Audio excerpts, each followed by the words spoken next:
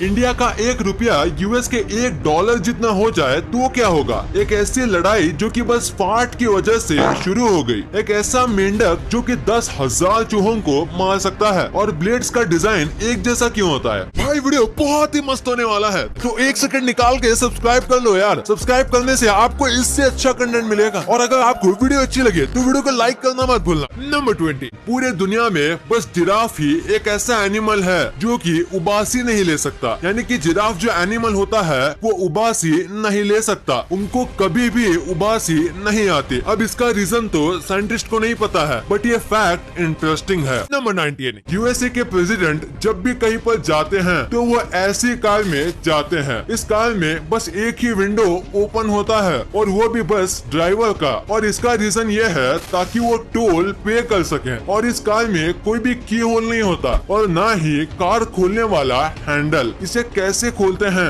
ये प्रेसिडेंट और उनके पर्सनल ड्राइवर को ही पता होता है। नंबर 18, अफ्रीका कॉन्टिनेंट तो आपको पता ही होगा। ये कॉन्टिनेंट बहुत बड़ा है, इतना बड़ा कि इसके अंदर आप चाइना, इंडिया, यूएसए, मेक्सिको और यहाँ तक कि यूरोप का 60% हिस्सा भी फिट कर सकते हो। हाँ, एक ही कॉन्टिनेंट में आप इतने सारे कंट्री के साथ साथ यूरोप जैसे कॉन्टिनेंट का 60% हिस्सा भी अच्छे से फिट कर सकते हो। नंबर 17, सारे ब्लेड्स के शेप और साइज एक जैसे क्यों होते हैं? क्या आपने कभी ये सोचा है कि इतनी सारी ब्लेड की कंपनी होती है तो सब अपना अलग अलग से डिजाइन या शेप क्यों नहीं बनाते? सब यही डिजाइन क्यों यूज करते हैं? तो आंसर जानने के लिए थोड़ा बैक जाना पड़ेगा। जब जिलेट ने सबसे पहला रेजर और ब्लेड बनाया था और उन्होंने यही ब्लेड का डिजाइन बनाया था और ब्लेड के ऊपर 25 साल का पेटेंट कर दिया। यानी कि लोग रेजर बना सकते हैं बट ब्लेड नहीं। और इसी वजह से सब एक जैसा रेजर ही बनाने लगे, क्योंकि ब्लेड का डिजाइन तो सेम ही था। तो उस ब्लेड को फिट करने के लिए सेम डिजाइन का रेजर बनाना पड़ता था। और फिर 25 साल के बाद जब पेटेंट खत्म हुआ तो अब वो लोग अलग अलग ब्लेड बना सकते थे। पर मुनाफे को और मेहनत को देख के उन्होंने ये ब्लेड का डिजाइन ही कंटिन्यू किया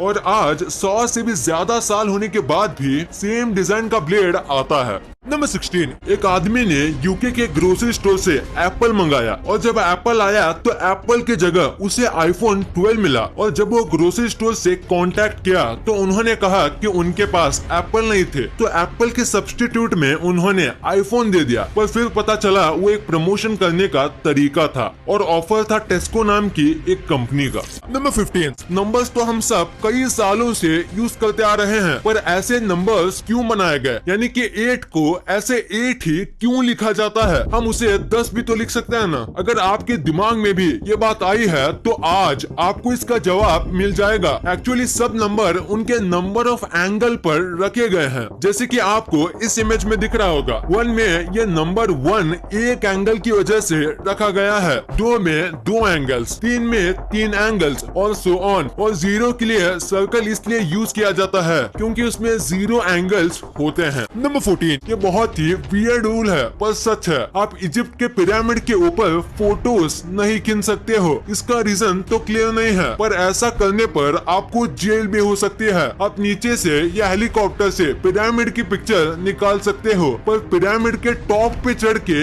नहीं निकाल सकते। और ये जो इमेज आप देख रहे हो ये इजिप्ट के one of the great pyramids की इलीगल टेकन पिक्चर है। ये काफी ब्यूटीफुल है, पता नहीं ऐसे फोटोज खींचना वहाँ पे अलाउड क्यों नहीं है। नंबर 13, ऑलमोस्ट सारी कंट्री में पुलिस होती है और पुलिस के पास होती है पुलिस कार ताकि वो क्रिमिनल्स को पकड़ सके। पर जैसी सारी कंट्री में पुलिस को नॉर्मल कार दी जाती है जैसे कि इंडिया में, पर दुबई में ऐसा केस नहीं है। यहाँ पे पुलिस को इतनी पावरफुल स्पोर्ट्स कार दी जाती है कि बस कार में बैठने के लिए चोर चोरी करेंगे। देखो कैसी कैसी स्पोर्ट्स कार ये लोग यूज करते हैं और Guinness book of world record में भी इसका नाम शामिल है। और दुबई को फास्टेस्ट पुलिस कार का भी वर्ल्ड रिकॉर्ड मिला है। नंबर 12, ये जो डायमंड आपको अपनी स्क्रीन पर दिख रहा है ये बहुत ही रेयर टाइप का डायमंड है। और ऐसे डायमंड कोहिनूर से भी ज्यादा रेयर हैं। जैसे कि कोहिनूर पूरे दुनिया में लौता है, वैसे ही ये डायमंड पूरे दुनिया में लौता ऐसा डायमंड है जिसमें डायमंड के अंदर एक और डायमंड है। और आज से पहले कभी ऐसा डायमंड किसी को भी नहीं मिला है। और नेचुरली ऐसे डायमंड बनने का चांस 0.001% ही है। नंबर 11, ये फैक्ट काफी फनी है। दिल्ली दिल्ली में एक लड़का रहता था जो कि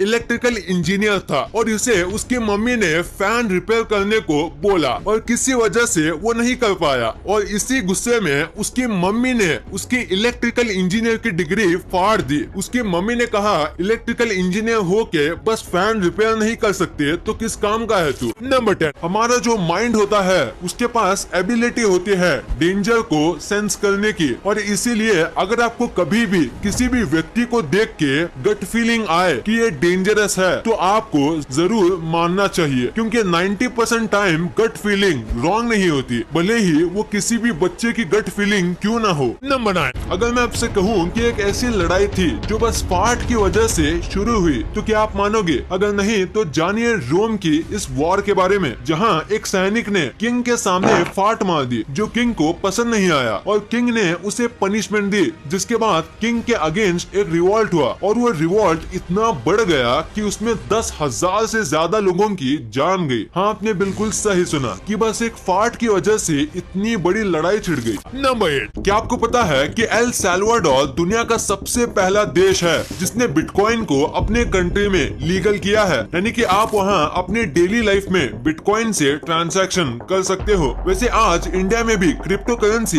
लीगल है और अब क्रिप्टो करेंसीज की कीमत बहुत तेजी से बढ़ रही है और इसको खरीदने वाले लोग भी माला माल हो रहे हैं और इसलिए साफ है crypto currency highly profitable field है और इसमें किए गए इन्वेस्टमेंट बहुत अच्छे रिटर्न्स दे सकते हैं। नंबर 7, साल 1666 में लंदन में बहुत बड़ी फायर हुई थी, इतनी बड़ी फायर कि उसे ग्रेट फायर ऑफ लंदन भी कहा जाता है। इस फायर में 13,200 घर बर्बाद हो गए थे और 87 चर्च के साथ साथ 70,000 लोग बर्बाद हो गए थे क्योंकि वो बेघर हो गए थे। पर सबसे अजीब बात यह है कि इतनी बड़ी फायर लगने के बाद भी 70,000 में से बस 6 ही लोग मरे और कोई भी घायल नहीं हुआ। अक्सर ऐसी फायर 50% लोगों की जान ले लेती है, पर इस फायर ने 0.10% लोगों की जान ली। नंबर 6, आपने कॉइन के नीचे कई बार डॉट्स देखे होंगे, तो ये डॉट्स किस लिए होते हैं? तो ये डॉट्स ये बताते हैं कि ये कॉइन कौन से स्टेट में बने हैं। जैसे कि स्टार मार्क वाला कॉइन हैदराबाद में बना है, डॉट वाला नोएडा या दिल्ली में, डायमंड शेप वाला मुंबई में, और अगर कोई भी शेप नहीं है तो उसका मतलब है कि ये कोलकाता में बना है। ये डॉट्स मैन्युफैक्चरिंग की जगह बताने का काम करते हैं। नंबर 5, एक फ्रॉग है जिसका नाम है गोल्डन फ्रॉग, जो कि एकदम गोल्ड कलर का होता है और नेचर में एक रूल है कि जितना चमकदार कलर का जीव उतना ही जहरीला वो जीव होगा और वैसे ही ये फ्रॉग जहर के मामले में सबसे ऊपर आता है। बस इस फ्रॉग के जहर से 10 अडल्ट आदमी मर सकते हैं और ऐसे 2 फ्रॉग के जहर से 10,000 चूहे मर जाएंगे। हाँ, आपने सही सुना, 10,000 चूहे। नंबर 4,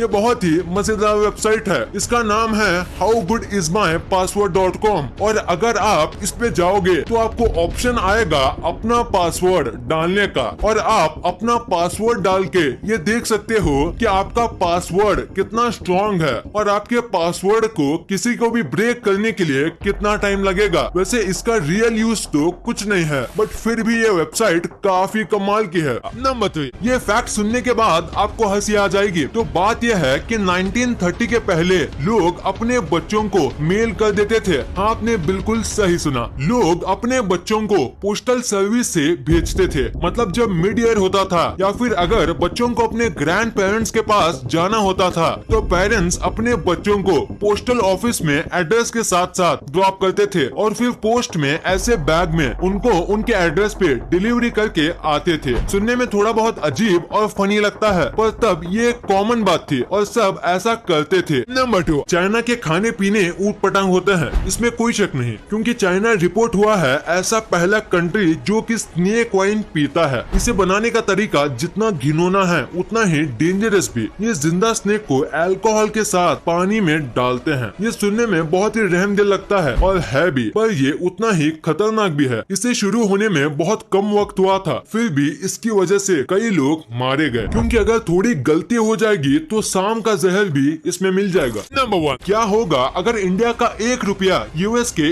$1 के बराबर हो जाए? आप सोच रहे होंगे कि अगर ऐसा हुआ तो इंडिया बहुत अमीर हो जाएगा या इंडिया का जीडीपी इम्प्रूव हो जाएगा। तो देखा जाए तो ऐसा नहीं होगा। पहले जानते हैं अच्छी चीजें। अगर रुपीस और डॉलर इक्वल हो जाएगा तो आप जितने भी लोगों के पास जितना भी पैसा है वो 60 टाइम्स ज्यादा हो जाएगा, यानी सब लोग 60 टाइम्स पैसे वाले हो जाएंगे और चीजें सस्ती हो जाएंगी। यानी आपको जो आईफोन 1 लाख में मिलता है वो अब बस 650 रुपीज में मिलेगा और आप दिल खोल के पैसे उड़ा पाओगे और इंडिया सबसे अमीर कंट्रीज में आ जाएगा। पर अब बात करते हैं नुकसान की। पर सबसे पहली बात, चीजें इंपोर्ट तो होगी पर सेम जगह से एक्सपोर्ट नहीं होगी, यानी इंडिया से एक्सपोर्ट पूरा हट जाएगा क्योंकि इंडिया में सब कुछ महंगा होगा बाकी देशों के लिए, तो हमसे कोई कुछ भी नहीं खरीद पाएगा और हमें बाहर के देशों में जॉब भी नहीं लगेगी क्योंकि अगर आपको किसी जॉब के इंडिया में 75,000 मिलते हैं तो सेम जॉब के लिए बाहर लोग आपको 3 से 5,000 देंगे। तो मोस्टली लोग सस्ते देशों में से एम्प्लॉयज हायर करेंगे और इन सब चीजों की वजह से इंडिया में अनएम्प्लॉयमेंट और भी बढ़ जाएगा और इंडिया से बड़ी बड़ी कंपनीज भाग चली जाएंगी क्योंकि अब इनको इंडिया में मुनाफा नहीं होगा, उल्टा नुकसान होगा और इंडिया में बाहर के देश में से कोई भी प्रोजेक्ट्स नहीं आएंगे क्योंकि इंडिया में मजदूरी भी बहुत महंगी हो जाएगी। वीडियो पसंद आई तो लाइक करना क्योंकि अगर यहाँ तक देखी है तो पसंद आई होगी और चैनल को सब्सक्राइब करके बगल वाले बेल आइकन को दबाना मत भूलना। And thanks for watching this video.